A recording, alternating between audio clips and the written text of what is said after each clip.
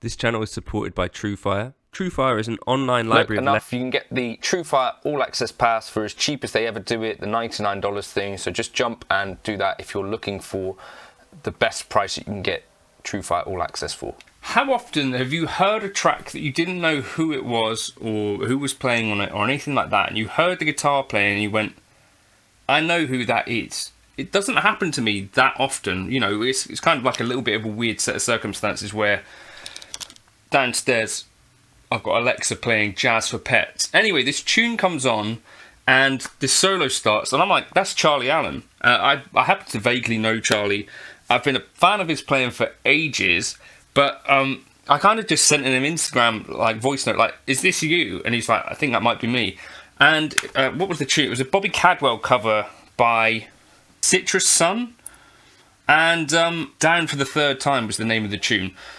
And I thought this, to me, is like the sign of a great guitar player. And it's, I guess, something that maybe you can't really force, but it's this idea that you start to develop your own identity and go beyond sort of playing the right notes or playing okay notes or whatever, and just get to this point where you've developed your own voice. I don't know, let me know in the comments your kind of favourite examples of this sort of stuff that you can remember.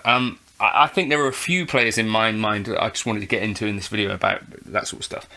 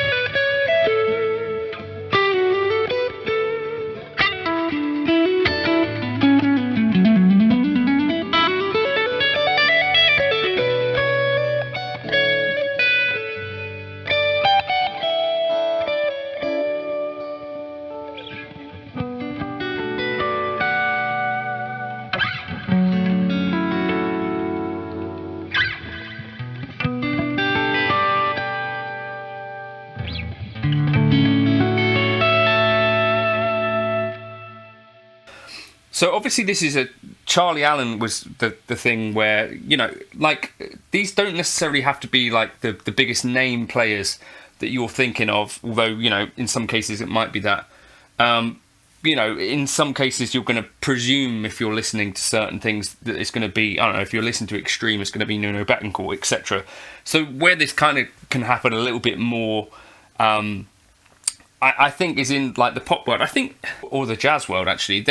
There was one other time I can remember this happened with this tune. Is it Morten Haxenholm? Anyway, he's a Danish jazz player or something like that, and there was a tune that he did, Central Park East.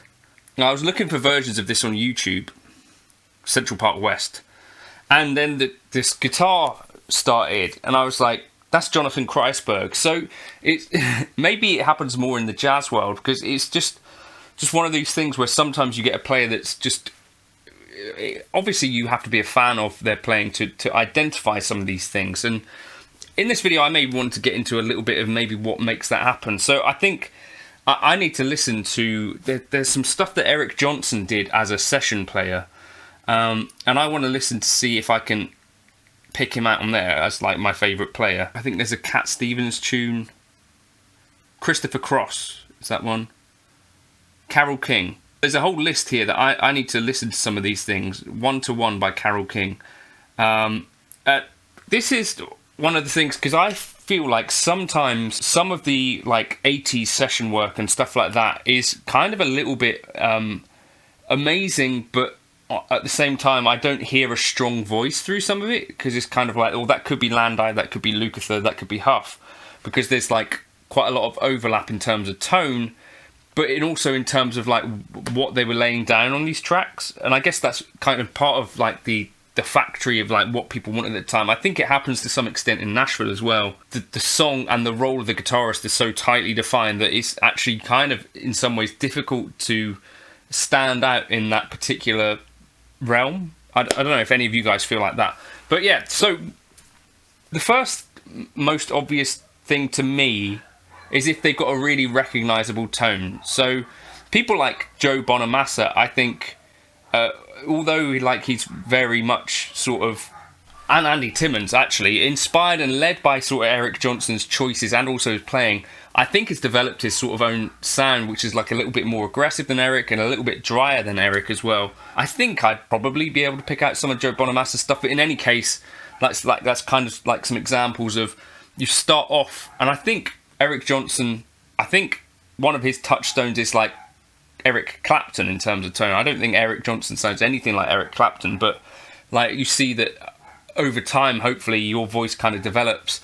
John Petrucci started off like as a big Yngwie Malmsteen and Vai fan, and I think actually developed his own sound, which is quite different. Obviously, note choices and phrasing and touch, which I think this is part of that LA thing where actually the nuances of touch and tone and that stuff was sort of hidden in this like beautiful but kind of masking sort of tones. And this is one of the things that Dan Huff was kind of talking about more recently, where it's like actually his voice as a guitarist and whatever now is a little bit more based on like, I want to hear the guitar and all that stuff, not all of the delays and stuff that he was kind of chided out of using.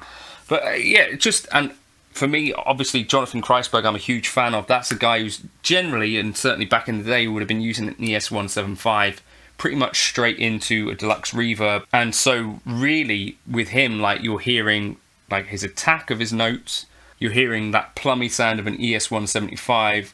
And then the other thing that is recognisable about Kreisberg for me is that I can kind of hear that he's got this really nice way of like playing a melody and then sort of comping out of the way of it. It was kind of one of the things that really inspired me about his approach in general. And then really precise, beautiful, picked jazz lines, like not much legato in there. I don't know, it's not happened to me that many times, but I think for me this is the sign of a great guitarist. So I'd love to hear in the comments some of you guys talk about your favourite players. And you know, the dream for me like is that maybe one day you get asked to play on something and you know it's maybe something that people weren't expecting to hear, and then they go, oh well, that's that person. Do you know what I mean? That's got to be like the highest achievement as a guitarist, where like people are noticing you're playing. And that for me is like the whole point of, if you're getting a chance to record a solo on a record, I think it should be like a statement that is obviously something that could be tied to you rather than more generic, in my opinion. But yeah, this is a thing that I guess we're all working on, right? Trying to develop our own voice. But those are some of the things that really stood out to me.